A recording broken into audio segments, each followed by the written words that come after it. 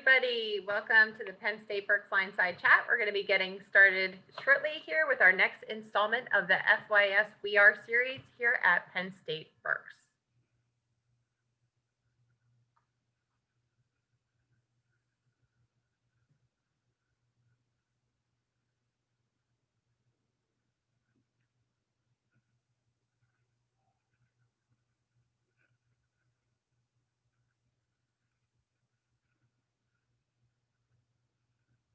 Please make sure your audio devices are ready.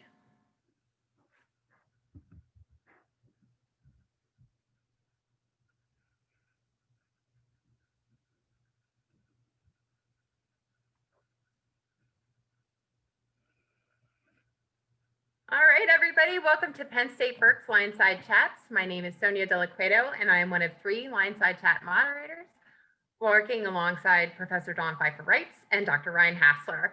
Come on in and welcome to our campus. We're so glad you could join us today for the next installment of the Penn State Berks We Are series. Before we get started, we wanted to share with you that you should please feel free to submit questions throughout the program via the Q&A feature. We will not be utilizing the raise hand feature today. And once our presentation concludes, we will facilitate a discussion with our faculty. We will also be recording today's session so you can revisit the topic or even share the experience with friends and family. That being said, look at all of these wonderful faculty we have with us. We are so excited to introduce Dr. Lolita Paff, Dr. Justin DiAngelo, and Professor Dawn Pfeifer Reitz, our esteemed members of the Penn State Berks faculty, who will now be sharing some secrets to success for navigating the transition to remote learning. Thank you, everybody, for joining us today.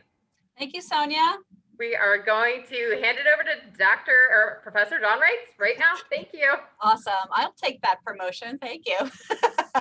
So hello, everyone. Welcome. And if you are a frequent visitor to our LionSide Chats, you'll notice that I'm in a different role today. I'm excited to be representing the Haas Division, and I am joined by my colleagues, Dr. Paff and Dr. DiAngelo, representing science and our EBC divisions as well. We were asked to come in and perhaps offer some insights, some best practices, some secrets for success for you as we are all about to make that transition at the end of this week from some in-person classes to all remote classes for the remainder of the fall semester. So without any further ado, I will kick it off with inviting Dr. Paff to start our conversation today. Well, good afternoon and welcome. Happy to be part of the dialogue today. So I was asked to speak a couple of minutes just about departure testing, right? So we're not quite to Thanksgiving break. This is that last week, and we're going to be speaking about preparations along a bunch of fronts, but some of you are living on campus, some of you are living in housing in the community, far from your homes, and are planning to head back to your families for the Thanksgiving break. And you may or may not have planned for departure testing for COVID, but we are here to strongly encourage you to do so. If you go to the Berks webpage today or tomorrow, we have testing going on from 8 in the morning until 5 at night. They recommend making an appointment, but there are tons of appointment slots available. And so we would encourage you to do that today or tomorrow before heading back to your families. And even if you're in the community and you're just curious and you want to make sure that before you might see any relatives or spend some time with family outside in a nice socially distanced, healthy, safe way, to take advantage of the free testing that's being offered. So just a couple of tips. You can make an appointment on the Berks website. The testing is done on campus at the Beaver Community Center, right, the gym. You would use the entrance that's on the back side of the building over by the turf field, right? So if you've been on campus recently, you've seen all that construction that's going on. This is on the back side entrance. And then you would come in and then bring the following with you: a smartphone. And if you don't have a smartphone, one will be provided. But the way the process works, to put it bluntly, it's a spit test.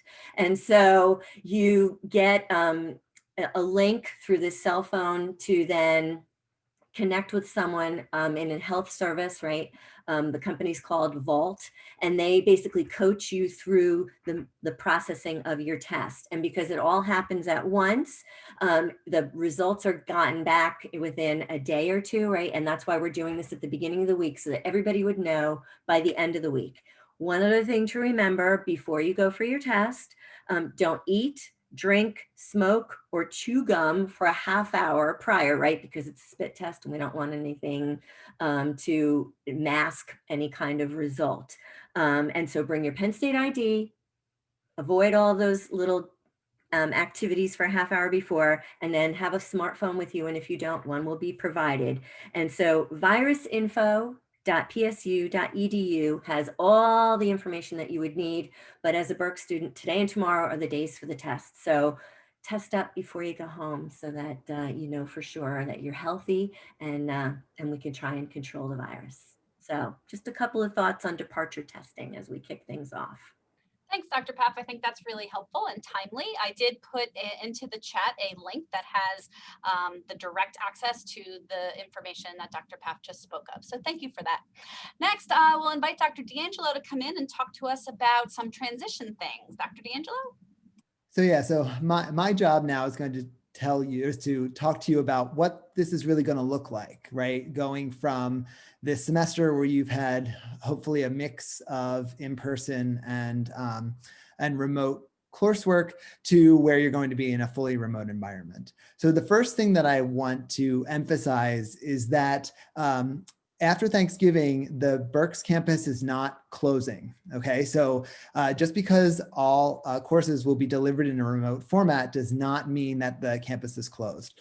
So if you have been utilizing the library, right, for your coursework, if you find that reserving a study room in the library has been working for you to have some of your online components of your courses, you can continue to do that. If you find that some of the remote learning rooms in different buildings are working for you, right, you will have access to those as well.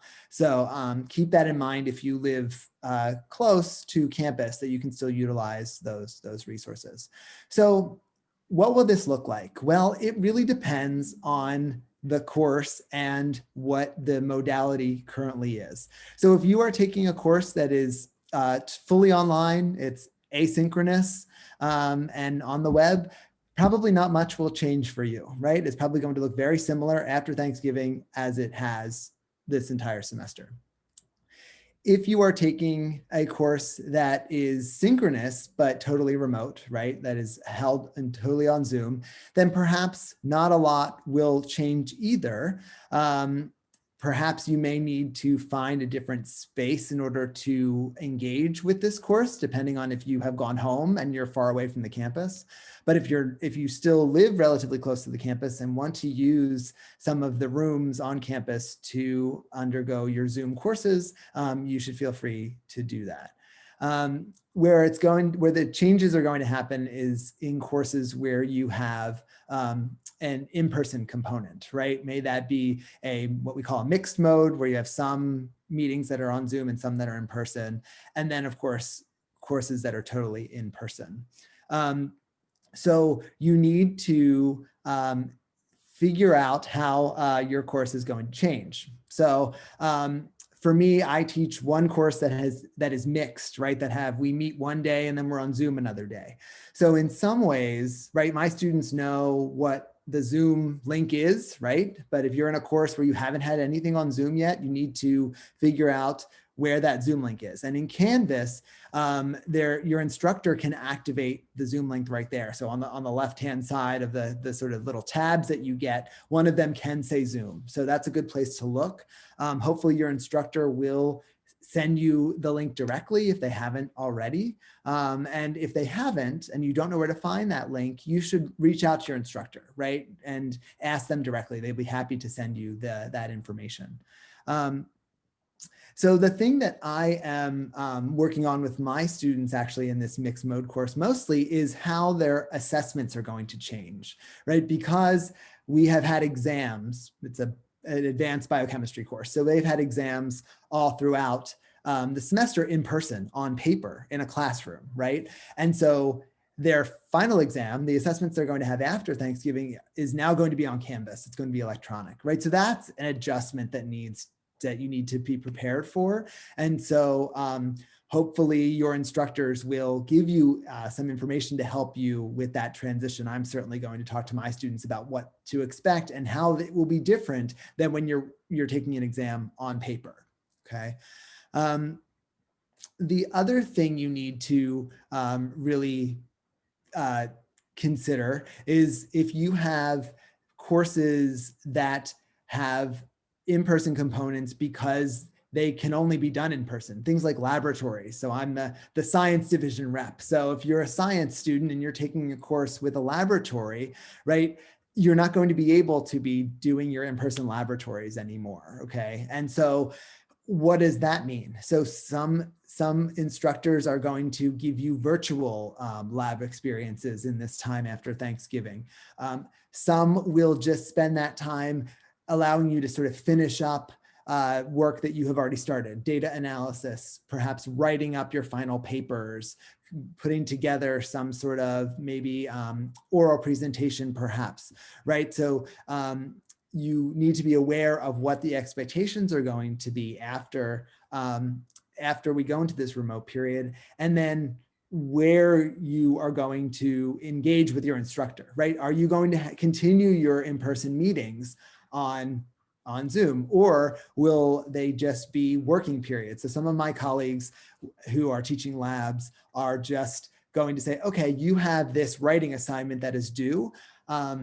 I will be available for you in a Zoom room during our normal lab time, but you're not required to attend that entire time. It's there for questions, right? So you need to know sort of what your instructor is expecting of you in terms of your attendance and the work that you need to complete, and how they will be available to you during this sort of switch over, okay? And so you can find a lot of tips and hints for how to prepare for this transition on the Keep Learning website at Penn State. And so Professor Pfeifer Reitz put into the chat the website. It's keeplearning.psu.edu. And right prominent on the front page is the transition to remote, right? And it actually has some really nice specifics about how what to do, what to ask your instructors, and what you need to think about as you're planning for these remote meetings. And so I think Professor Pfeifer Reitz is going to then, this is a good transition into talking about sort of tips for success for this, remote time. Awesome. Thank you so much. I want to just point out that I have put a few links into the chat, and I do see we have a couple of questions, and I think that we're going to be best served if we handle all the questions after our prepared comments. So feel free to continue to post your questions into the Q&A feature, and we will get to them. Just wanted to let you know that. So thank you, Dr. DiAngelo, for that information. I wanted to come at the transition here from a different perspective. I just posted in the chat something that we're calling the pivot plan. This is a document that the university put together to help you to start thinking about the things, especially if you are campus students that live here, but even if you are taking some classes in person, things that you need to start thinking about to help yourself get organized and prepared to start classes virtually. So I'm not going to go over the pivot plan, but I am going to ask you to pay attention to that information and to identify any needs that you have, and do this now. Be proactive with this. Spend some time today, tomorrow, early this week, going over the things that you're going to have to make a plan for as you're moving towards the last 3 weeks of the semester from a remote perspective. Some other things that I think that you should consider are things that are important and impactful to you from your home spaces or where you're going to be working. And the first one of those is, where are you going to be working, right? I want you to be proactive and to identify that space in your house. It could be that space is your bedroom and it's your bed. And that is maybe not the most ideal place to take your classes and do your work, but sometimes that's the place that we have. I know in my home, I am bringing home a Penn State student on Friday, and she's going to be reintroduced to our home. And we don't have an actual desk space or another office for her to work at when we're all working from home. So she's going to be doing her schoolwork and taking her classes from her room that she shares with her younger sister. who's also taking remote classes. So it's going to be a challenge. But when you are identifying what your space is, see if you can make that space comfortable and convenient for classes. Make sure you have your books, your notebooks, make sure you have your power cord for your laptop, whatever it is. Be proactive in setting up all of the information and the situations that you need to be successful in those classes, just as you have been so far, and just as you would have been if you would be in the classroom as well. Something else that I do recommend, if you do have to take your classes from your bed, and I get it, right? I get it that sometimes it has to happen. Put shoes on, actual shoes, and put them on, maybe keep them off of your comforter, but put shoes on, because that helps you have that little bit more perspective of a professional situation, right? If you have shoes on, you're not going to be leaning over or having a tendency to nod off, I would think, I would hope anyway. But put yourself in a situation to be successful. So in addition to that, think about some of those other areas where you might have issues. How many people are you sharing your Wi-Fi network with? And is that something that you have to be concerned about? I would ask you to be proactive in those thoughts as well. Maybe there is somebody somewhere else that you can go. You can come to campus, as Dr. DiAngelo mentioned, or you could go to a McDonald's parking lot and take your class using their Wi-Fi. Be proactive in managing all of these situations. Another thing that I wanted to ask you to be proactive about is communicating with your family. We talked about this in my courses that I teach just this morning. I asked my students to be proactive in communicating with their families when they're thinking about important days in the classroom. So for example, when we come back from Thanksgiving break, most of the days in my classes are going to be speech days when students are giving speeches. I've asked my students to communicate 2 or 3 days in advance with their family members to let them know that on Monday, November 30th, between 9:05 and 9:55, I'm going to be giving a speech. I don't know what part of that time frame is that I'm giving that speech yet, but I'd appreciate it if you could hold the dog, maybe put the dog downstairs, watch that nobody rings the doorbell, or avoid all noises that could potentially distract you. All right. I'm not going to be bothered so much by the dog or the doorbell, but that's something that might distract you in your assessment piece, whether you're giving a speech or taking an exam, etc. So communicate with your family. I think that's another way to be really proactive. You also want to be very organized.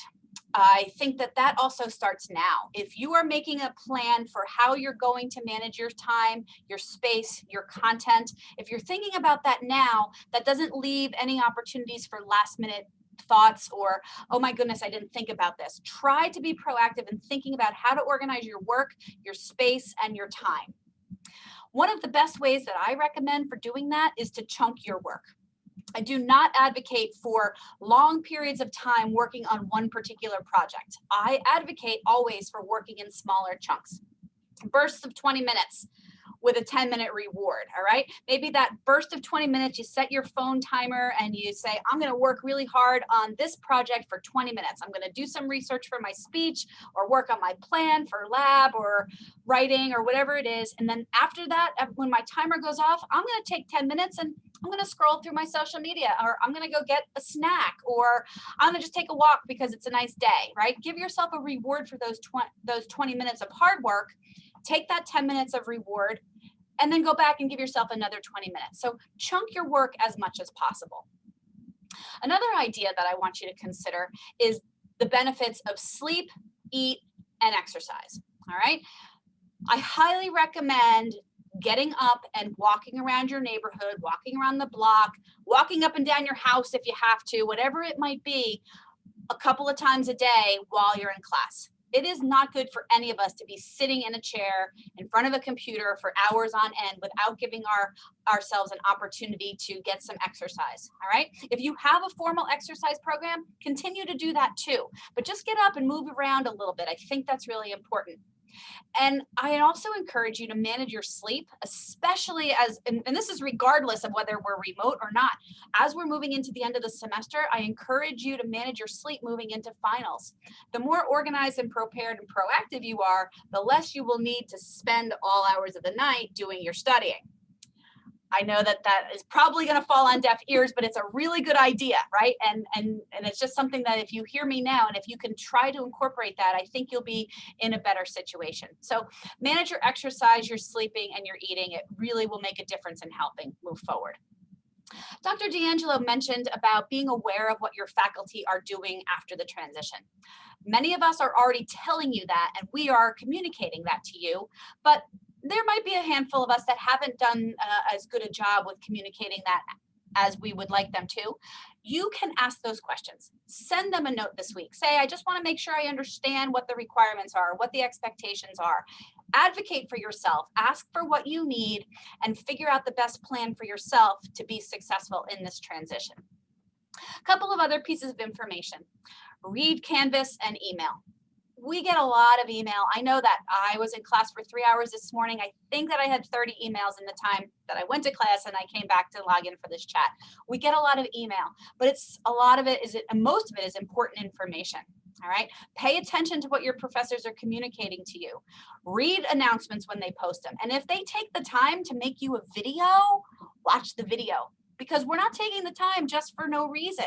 We have information we want to share, and we're trying to communicate in ways that you will get the information and react and respond accordingly. All right. And finally, I really hope that you take an opportunity over Thanksgiving to take a break.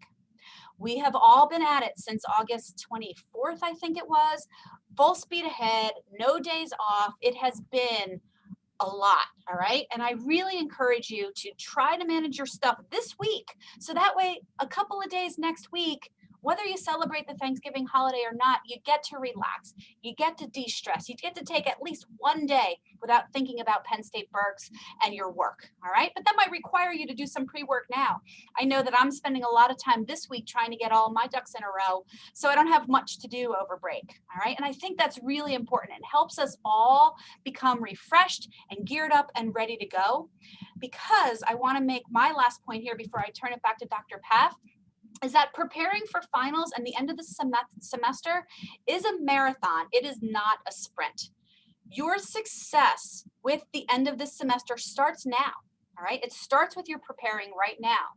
And it starts with a commitment for you to want to put your best foot forward for the whole end of the semester, and chunking out your work and understanding all your responsibilities and laying them out in a big calendar and understanding everything that you have to do and managing all of your other commitments. And that's such an important part, remembering that it's a marathon and not a sprint. So Dr. Paff, Dr. DiAngelo, is there anything that you want to add on any of those areas that I covered before Dr. Paff moves into our next topic? I did want to speak to the emotional piece with respect to changing routine, right? So this tends to be a very busy week. A lot of times projects and things are due before the break starts. So you might be feeling a bit overwhelmed with trying to get everything done. And then the break occurs, and hopefully, like Professor Pfeifer just said, you get an actual break, which means it's something different and out of the pattern that you have established for yourself, whether you've been going to campus and having some remote classes or all remote classes. There's a distinct time off where you get out of your routine. And then the break ends. And then there tends to be a bit of an emotional letdown. I have to get back to it. And there are 2 weeks of classes and then a full week of final exams. So we aren't done. You can feel like, I so want to be done. And so this is where the danger lies. I tend to see it happen many semesters where a student's got a solid A, and then the letdown occurs, and then the A slips down to the B, and the B slips down to the C. And it's just, it's a natural tendency that you can defeat, but you have to be really intentional about guarding against that emotional letdown. And some of the things that were already suggested about mini goals and rewards, I think are a really smart strategy for pushing through all the way through to the end of the semester. And the semester really doesn't end until your last final is done. One of the things I would highlight would be to beware multitasking. So when you say you're going to work 20 minutes on something, I think that's a great strategy. Like, I'm going to focus on this particular aspect of a project or a content area that you're going to study. No phone nearby, on silent, screen turned away, all the other things on your computer, all the other windows closed, so that messages, Instagram, whatever it is not distracting you, because we don't multitask, we brain switch. And every time we brain switch, we reduce our speed and we reduce our accuracy. And so 20 minutes of solid work on a topic without distraction is far better than a half hour or an hour where, oh, this text came through, oh, the distractions are a killer. And so chunking, and then one last thought, the time of day. At this point in your life, you should probably have a good sense as to whether you're a night owl or a morning person. And to the extent that you can put the hardest things that you need to do, the most challenging, structure them for the time of day that is best for you. Do that. Leverage your most efficient time, most effective time for the hardest tasks, so that then the rest of your time you can sort of do those maintenance-y things. But the hard work, do that when you're at your best. So that was just a couple of thoughts. No, those are some really, really great thoughts. And I'm going to throw another link in here. It's a resource to focus on your health from our student affairs at Penn State. And I appreciate our audience member that supplied that. Thank you.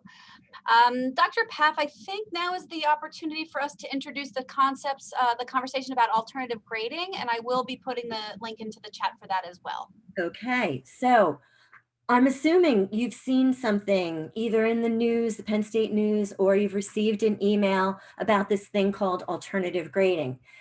Upper division students who were here in the spring have sort of experienced this already, but if you're a first year student, right, and this is geared for first year students, this will be your first experience with this. So alternative grading, I think, is best viewed as a resource or a help if, after everything is all said and done, something hasn't gone very well. It's a way to sort of recoup a small piece of your semester and salvage it and not face a really serious penalty. The concern that I think some faculty have for students as you're approaching the end of the semester is to think, well, if it doesn't go so well, it's okay, because that shouldn't be your mindset.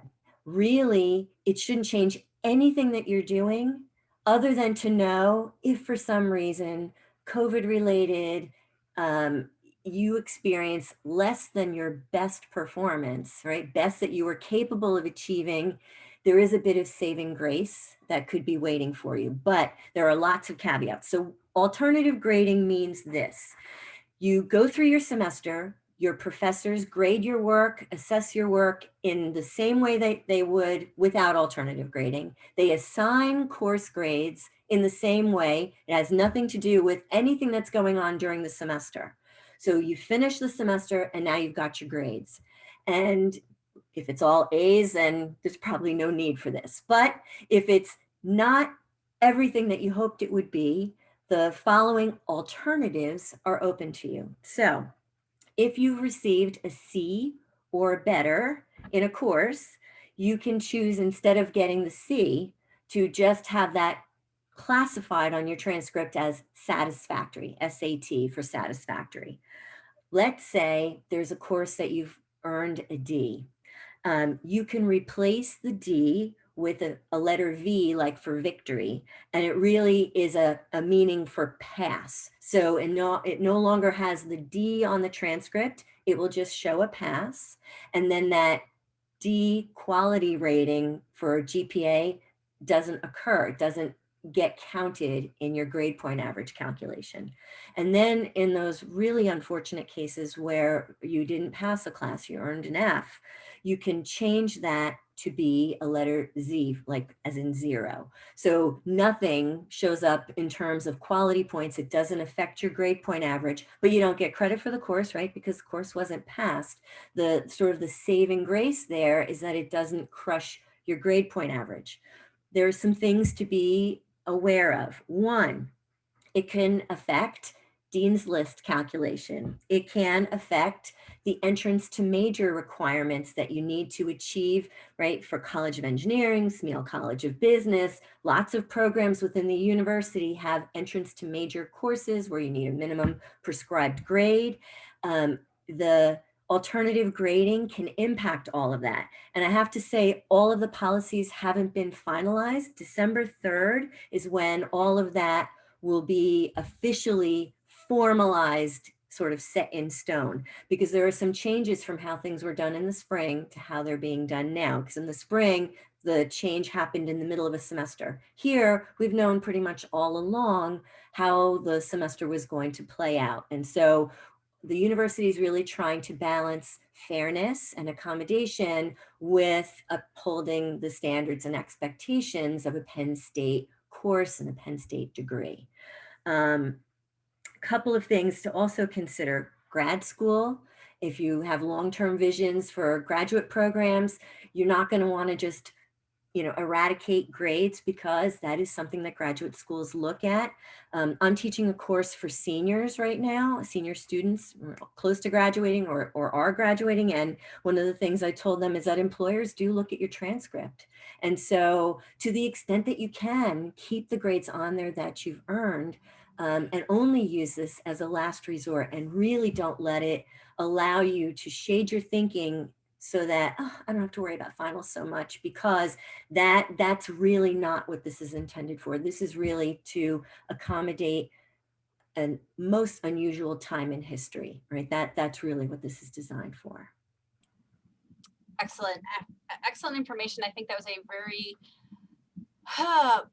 people first explanation of alternative grading. And I know that it's a, did you like that? It's a really hard thing to wrap your brain around. And I appreciate how you shared that for us, Dr. Paff. So I thank you. One other thing, so in case you're worried about or concerned about the mechanics, like how does this happen? The dates that it will be available are going to be in LionPath, December 23rd through January 12th.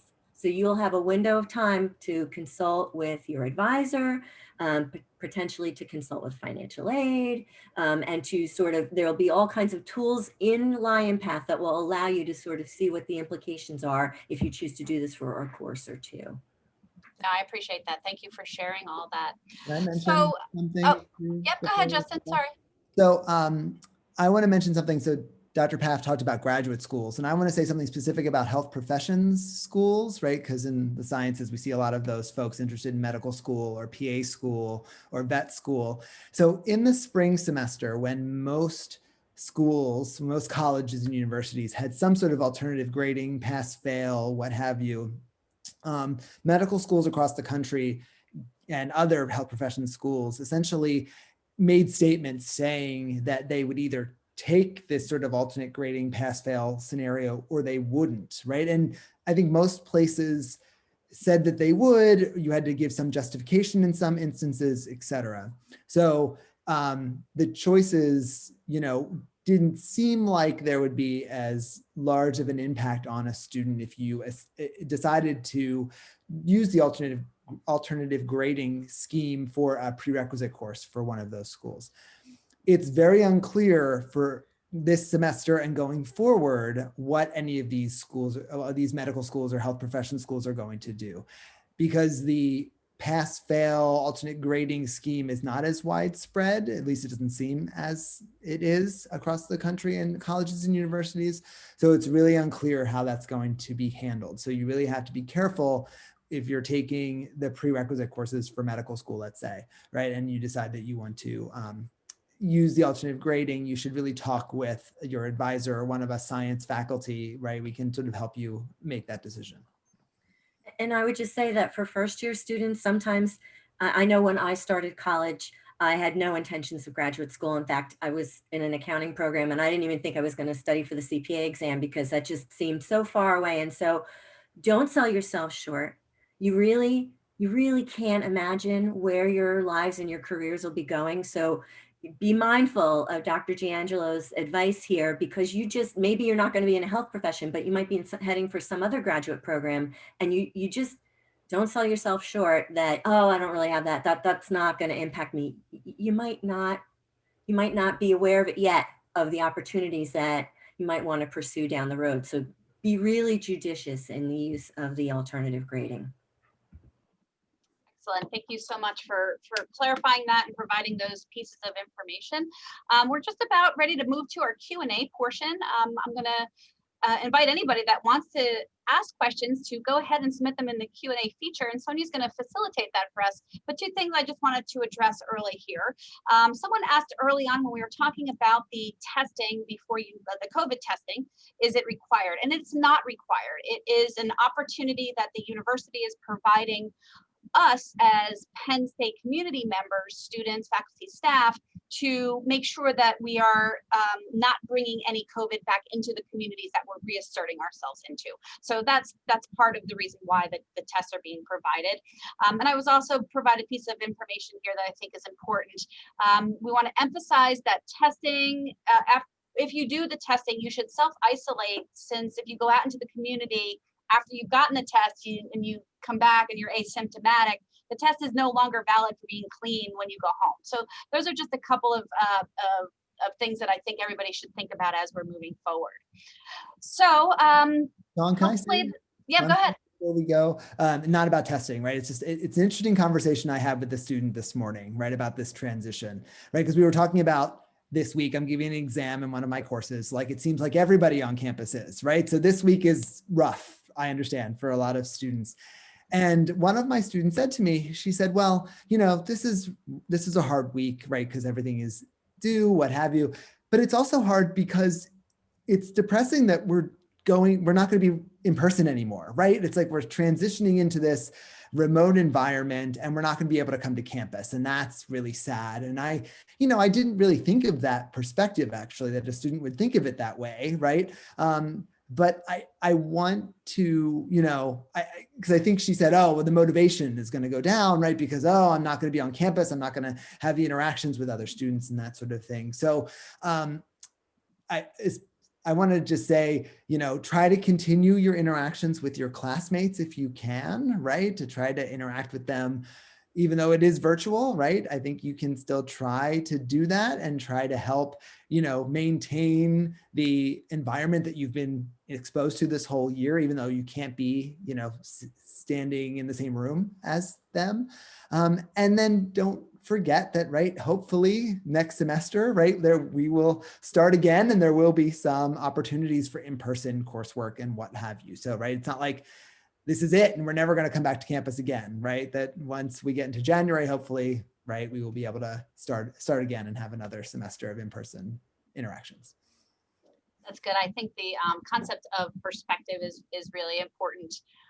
And I know as faculty, we've probably spent a lot of our time planning, and our perspective has been, what are the most important things that we need to get done before we transition? For those of us that are teaching in some kind of in-person, and that's our perspective, and we're trying to do that, and such that this is now a busy week for many. It's a lot. Excellent information. Sonia, are there any questions yet? Not yet, but I would like to remind our audience to please feel free to add any of the questions that you might have while we have our faculty experts here.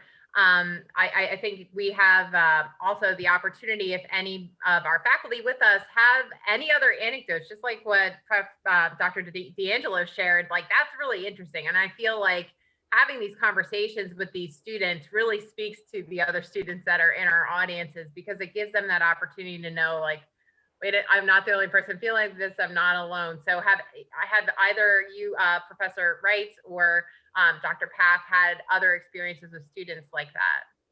Actually, just this morning, I teach, half of my class is on campus on Monday and the other half on Wednesday. So the Monday folks, a couple of them left today saying, oh, I'm not going to see you again. And I was like, oh, yeah, I mean, not in person, but we'll still see each other. And, we have 3 weeks we come back, or 2 weeks of class. And, so we'll see each other. But I hadn't really thought about that. So it was a really interesting perspective that I had, a little switching up there. There's going to be some questions that folks have, things that they're thinking about. And one of the things that Dr. DiAngelo just said that made me think, we are in the middle of registration for the spring semester, and you have the opportunity to be real prescriptive with what types of classes and modalities that you want to take. So if you are not very good at the remote learning, try to put together a schedule for the spring semester where you are on campus as much as possible. And if the remote learning has worked for well for you, you can go ahead and use that also. You know, take an opportunity to schedule yourselves as well as you wish. I think what we can do now, as we're still waiting for our audience to take advantage, is be closing thoughts or last final words of advice and inspiration to kind of share with our students as they navigate the next couple of weeks of the semester. Dr. DiAngelo, do you want to start? Sure. I think the thing that I tell my students is that it's going to be okay, right? I mean, I know it seems like a big change and it seems like, okay, well, we're not going to be meeting in person. And I know a lot of students would much prefer meeting in person than meeting on Zoom. However, you know, we as faculty have been spending a lot of time and a lot of brain power trying to come up with inventive ways to engage students over a computer, right? And much more than we were able to last spring when this shift happened. So I'm hopeful, right, that in my own classes that I'll do a better job, right, in this transition than I did, you know, however many months ago that was. And I think that, you know, we will get through this. The rest of your college career will not be like this, right? And we will, you know, there will be in-person classes again. It will be okay. Thank you. Dr. Paff? Yeah, I think the only thing I would say in addition is that this modality forces us to really be intentional about making connections with students, trying to foster connections between and among students, and just know that while some of us may be more skilled at that than others, every single faculty member is really concerned about helping you learn, conveying the content in a meaningful way, giving you interesting learning opportunities. And this isn't going to be forever. Absolutely. I think that's got to be the perspective that we'd all want it to be different. And so right now we're all just in a let's make the best of it. And this is not going to be the way forever. And just that we have really been trying our best to make this as workable and unusual time as possible. That's good advice. Sonia, I see there's some questions. Do you want to bring those in? There's actually a student question about when can they register for their spring semester of classes. So I believe that's ongoing right now. If you are not sure of your registration enrollment date, you should check in your LionPath. It does say it in your LionPath homepage. And you could also check with your advisor too. We recommend that you meet with an advisor prior to enrolling. So that's something you should be doing sooner than later. Yeah, I think first year students are this week, right? So, you know, that's the goal is to get everybody registered before Thanksgiving. Right. And these are more kind of best practices remarks from, I assume is another faculty member. Make sure that you're checking Canvas daily, students, and to contact your professors with any issues at all, and just not go dark. Electronic communication is going to be the only way that your instructors can now talk with you. Students also should understand that throughout the summer and fall that there have been many opportunities for professors to get ready. So classes compared to the spring, whether you're at Penn State last spring or in high school last spring, the delivery should be better. So that's very inspirational and timely advice. Thank you very much. Okay. And Professor Reitz, did you have any closing remarks? Yeah, I just wanted to echo what everybody said already, but I think that the important piece for me is the word that Dr. Paff has used a number of times, which is intentional. And I want you to be intentional and proactive and think about this now. I don't want you to leave it to the 29th of November at 9 p.m., right? When you've had your Thanksgiving break and now you're faced with, oh my gosh, all of these things that are coming up in the next 3 weeks. be proactive and plan now. And it's really going to make a huge difference. It'll help you to keep your motivation up and understand that it's the marathon, not the sprint. It'll hopefully make a difference in not having to utilize the alternative grading, but being intentional and proactive with that information now, and to continue to reach out to us if you have questions. We have so many services on our campus and at the university to help students with managing things. Check with your professors, check with your advisors. I will speak for myself. I'm sure my colleagues would agree, but reach out to any of the three of us too if we can help point you in the right direction for anything that you need. Absolutely. Thank you, Sonia. Absolutely. And there is one other question that popped up. An audience member is asking if they could still see on-campus tutors after Thanksgiving break. In the Learning Center here at Penn State Berks, we haven't had any on-campus tutoring. So you'll have to check with Dr. Holly Ryan, who's the coordinator of the Writing Center, if that's happening there. We will continue to support students remotely via Zoom appointments. And there's another comment, best practice from a faculty member about setting a time zone in their user account as a student. All dates and time zones through Canvas courses are displayed according to your course's respective time zone. However, you can set your own time zone for your user account and have your local time zone displayed throughout Canvas. Displaying notes in your local time may help you to stay up to date on assignments and due dates, especially if your course time zone differs significantly from where you reside. The note is that if you set a time zone in your user settings, you can always view the next course time zone by hovering over any date and time in your course. The text will show both the local time and the course time. Excellent. Thank you so much, everybody, for your participation. That's lovely, lovely advice.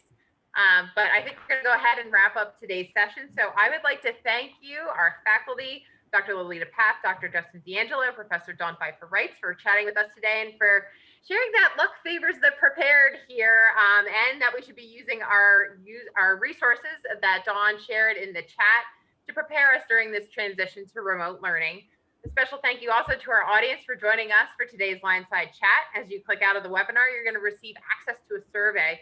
Please take a few minutes required to complete the survey to let us know what you thought about today's chat and even offer some ideas for future chats. And you are encouraged to reach out to us via email. And we want to remind you to keep checking your emails, okay, as we pivot into this remote learning environment, okay?